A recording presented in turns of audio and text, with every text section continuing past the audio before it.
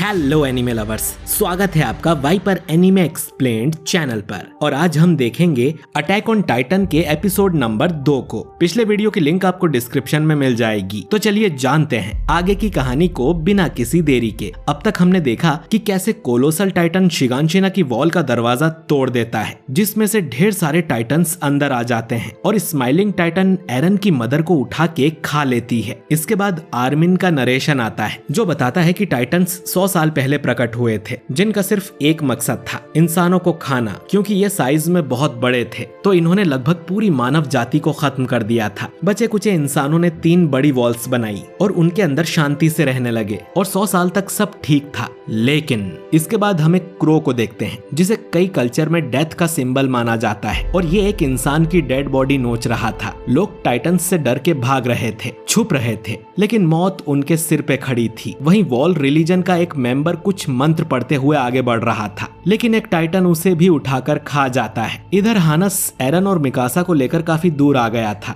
जहां एरन हानस को मारने लगता है कि उसने उसकी मदर को बचाया क्यों नहीं, और हानस एरन को समझाता है कि तुम अपनी मदर को नहीं बचा पाए क्योंकि तुम छोटे और कमजोर हो। वहीं हानस कमजोर नहीं था, लेकिन वो टाइटन को देखकर डर गया था। एरन के पास ताकत की कमी थी और हानस के पास हिम्मत की। वो इन दोनों को यहाँ से ले जाने लगता है। तभी अचानक मिकासा के सिर में दर्द होता है और एक फ्लैशबैक में हम उसके मरे हुए पेरेंट्स को देखते हैं। मिकासा को पूरे एनीमे के दौरान ही हेडेक्स होते रहते हैं। खैर, हम देखते हैं कि शिगानशिना के सभी लोग भागकर वॉल्स के अंदर जा रहे थे और जहाज में बैठ रहे थे ताकि वो जल्दी यहाँ से निकल सकें। इसके बाद हमें बताया जाता है कि शिगानशिना जैसी डिस्ट्रिक्ट वॉल के बाहर क्यों है और अंदर क्यों नहीं। इसके काफी फायदे हैं। पहला तो ये कि डिस्ट्रिक्ट के बाहर होने से ज्यादातर टाइटन्स उनके पास आके इकट्ठा हो जाते हैं, जिससे उन पर नजर रखना आसान हो जाता है। वरना तो वॉल्स 100 किलोमीटर से भी ज्यादा एरिया में फैली हुई है, तो इसके लिए कितने सारे सोल्जर्स की जरूरत पड़ती। लेकिन अब सोल्जर्स को बस 4 डिस्ट्रिक्ट की वॉल्स पर ही नजर रखनी है। दूसरा फायदा ये कि अगर किसी डिस्ट्रिक्ट की वॉल तोड़कर टाइटन्स अंदर आ भी जाते हैं तो लोगों को वॉल मारिया के अंदर भेज दिया जाएगा, जिससे इन्हें सिर्फ एक डिस्ट्रिक्ट का ही नुकसान होगा, ना कि पूरी वॉल का। वरना तो पूरी वॉल मारिया की जगह इन्हें छोड़नी पड़ती। साथ ही शिगानशिना से बाहर जाने का सिर्फ एक रास्ता है, जिसे कोलोसल टाइटन तोड़ चुका है, और शिगानशिना से वॉल मारिया के अंदर जाने का भी एक ही रास्ता है, जिसे थोड़ी देर में आर्मर्ड टाइटन तोड़ने वाला है। इसके बाद हम आर्मिन को देखते हैं, जो कि अपने ग्रैंडपा के साथ पहले ही जहाज में चढ़ चुका है। उसे एरन और मिकासा भी दिख जाते हैं, लेकिन उनके चेहरे के एक्सप्रेशंस देख वो समझ जाता है कि उनके साथ कुछ बुरा हुआ है। उसके ग्रैंडपा भी कहते हैं कि अभी उन्हें अकेला छोड़ दो, पता नहीं उन पर क्या बीती होगी। हम देखते हैं कि जहाज में जगह भर जाती है और कई सारे लोग पीछे ही रह गए थे। टाइटन्स अब वॉल मारिया वाले गेट की तरफ आ रहे थे, तो ह्यूओ और बाकी सोल्जर्स उन पर कैनन से फायर करने लगते हैं, लेकिन इन कैनन्स का निशाना बिल्कुल भी नहीं लग रहा था। तभी वॉल मारिया वाला गेट बंद होने लगता है, जबकि कई सोल्जर्स अभी शिगानशिना में ही थे। हानस मना करता है कि वो लोग गेट बंद ना करें, अभी उनके कई साथी उस तरफ हैं, पर उसे बताया जाता है कि अगर उन्होंने गेट बंद नहीं किया तो टाइटन्स वॉल मारिया के अंदर आ जाएंगे, और अगर वॉल मारिया उन्होंने खो दी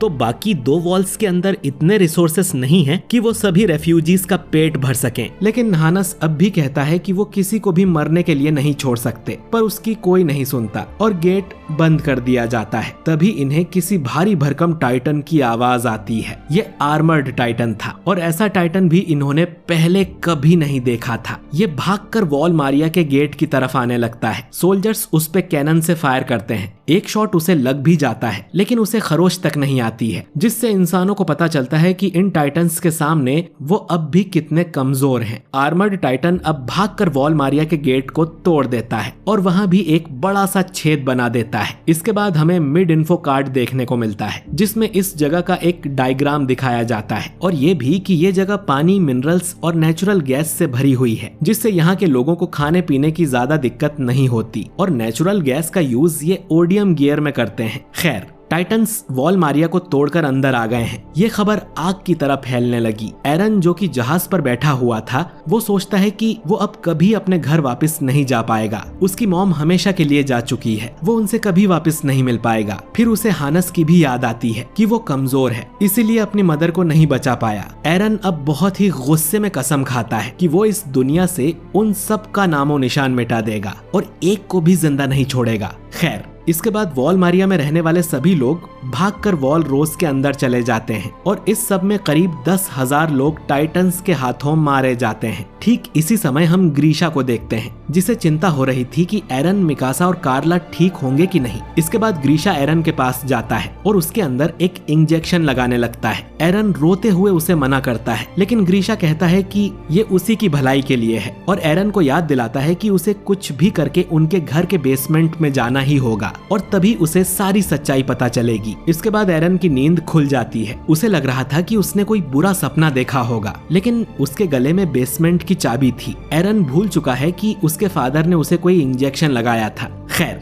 इसके बाद एरन और मिकासा खाना लेने जाते हैं और यहाँ पे हम एक जाने पहचाने चेहरे को देखते हैं। तभी आर्मिन एरन और मिकासा के लिए खाना लेके आ जाता है, जो कि एक उबला हुआ आलू था। क्योंकि वॉल मारिया के सारे लोग वॉल रोज में आ गए हैं, तो खाने की बहुत शॉर्टेज चल रही थी। अब एक सोल्जर बोलता है कि काश टाइटन्स ने थोड़े ज्यादा लोगों को मार दिया होता तो ये खाने की कमी नहीं होती। ये सुन एरन भड़क जाता है और उस सोल्जर को जाके लात मार देता है और बोलता है कि उसने किसी टाइटन को सामने से देखा भी है। आर्मिन बीच में आकर मामला संभालता है और सोल्जर से माफी मांगता है। इसके बाद एरन आर्मिन से भी बहस करने लगता है। एरन बोलता है कि वो अभी वॉल मारिया की तरफ जाके वहाँ के सारे टाइटन्स को मार डालेगा, पर आर्मिन उसे समझाता है कि उसे थोड़ा अकल से काम लेना चाहिए। उनके पास यहाँ रहने के अलावा और कोई चॉइस नहीं है। इनकी बहस बढ़ती जा रही थी तो मिकासा एरन को एक जोरदार मुक्का मार के गिरा देती है। मिकासा एरन को समझाती है कि अभी तो उन्हें पेट भर के खाना भी नहीं मिल रहा, तो टाइटन्स को मारना तो दूर की बात है, इसलिए उन्हें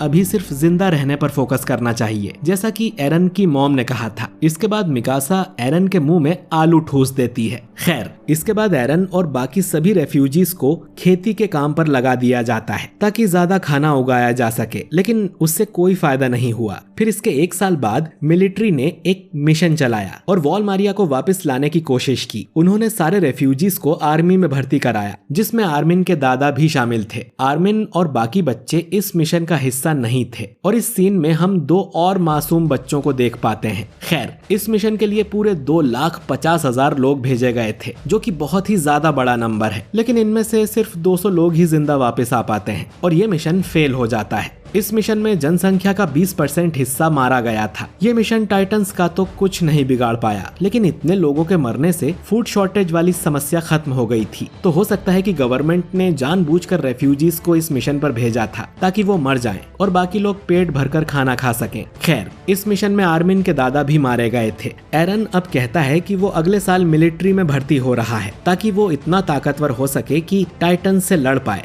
इसके साथ आर्मिन और मिकासा भी मिलिट्री ज्वाइन करने को कहते हैं। मिकासा इसीलिए ताकि वो एरन पर नजर रख सके और उसे प्रोटेक्ट कर सके, और आर्मिन इसीलिए क्योंकि अब उसके पास खोने के लिए बचा ही क्या है। अगले साल ये तीनों मिलिट्री ट्रेनिंग ज्वाइन कर लेते हैं और इनकी कॉर्प्स का नाम था 104th कैडेट कॉर्प्स। इनका ट्रेनिंग कमांडर है कीथ, जो कि इन्हें एक काफी कड़वी स्पीच देता है, क्योंकि अगर ये लोग उसकी स्पीच ही नहीं झेल पाए तो टाइटन से क्या खाक लड़ेंगे। यहाँ हम बाकी सभी साइड कैरेक्टर्स को भी देख पाते हैं। एरन फिर से कहता है कि वो हर एक टाइटन का सफाया कर देगा और ये एपिसोड यहीं पर खत्म हो जाता है। तो दोस्तों, आपको ये एपिसोड कैसा लगा कमेंट करके जरूर बताइए। वीडियो अच्छा लगा हो तो इसे लाइक और शेयर कीजिए, और अगर आप हमारे चैनल वाइपर एनीमे एक्सप्लेन्ड पर नए हैं तो हमारे चैनल को सब्सक्राइब करके बेल आइकन जरूर दबाइए। मैं मिलता हूँ आपसे बहुत ही जल्द अगले वीडियो के साथ। शुक्रिया।